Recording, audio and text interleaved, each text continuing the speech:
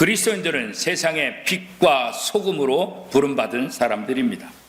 그렇기 때문에 신앙인들은 교회 안에서만 경건한 삶을 사는 사람들이 아니라 사회 속에서 모범적인 시민, 모범적인 국민의 역할을 잘 감당을 해야 합니다.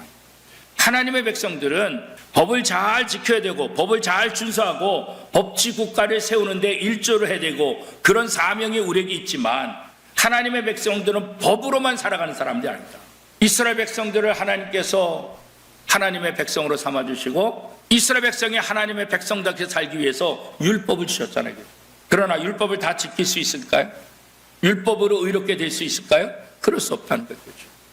그래서 하나님은 율법의 부족한 점들을 채우기 위해서 성령님을 보내주신 것입니다. 이제는 그 율법을 뛰어넘어서 성령의 인도함을 받는 삶을 살아야 된다. 그것을 이야기하고 있는 거예요.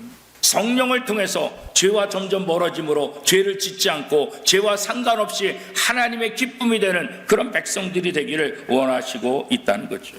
성령의 인도함을 받게 되면 어떻게 될까요? 우리의 속에 있는 악한 행실로부터 우리를 벗어나게 해줄 수 있다는 거예요. 거룩한 존재가 된다는 거예요. 그렇죠? 우리가 예수를 영접하면 거룩한 삶을 살게 되고 하나님의 자녀가 되어서 하나님의 상속자가 된다. 이것이 바로 예수 그리스도를 통해서 우리에게 주시는 하나님의 놀라운 특권이라는 거죠. 그런데 우리가 특권만 가지고 있고 사명, 책임을 감당하지 않으면 문제가 되는 거예요. 그렇죠? 그 책임은 뭐예요? 예수 그리스도와 함께 고난도 함께 받는 것이다. 그런 거죠. 주님을 위해 고난당하는 것.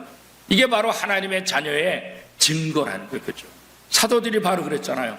예수님이 걸어가신 그 길을 걸어가고 예수님이 전하신 복음을 전하고 예수님이 행하신 그 일을 행했기 때문에 수많은 핍박들을 받을 수밖에 없었던 것 아니겠어요? 그렇죠?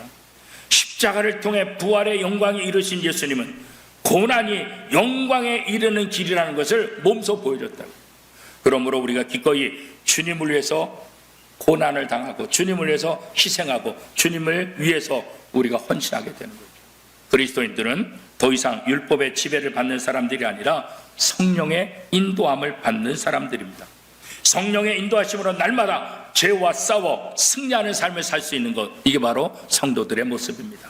무더위 속에서도 예배를 통해서 또 하나님의 말씀을 붙잡고 성령의 인도하심으로 우리를 둘러싼 모든 악한 것들, 모든 죄악과 싸워서 승리하는 저와 여러분의 삶이 될 수 있기를 축복합니다.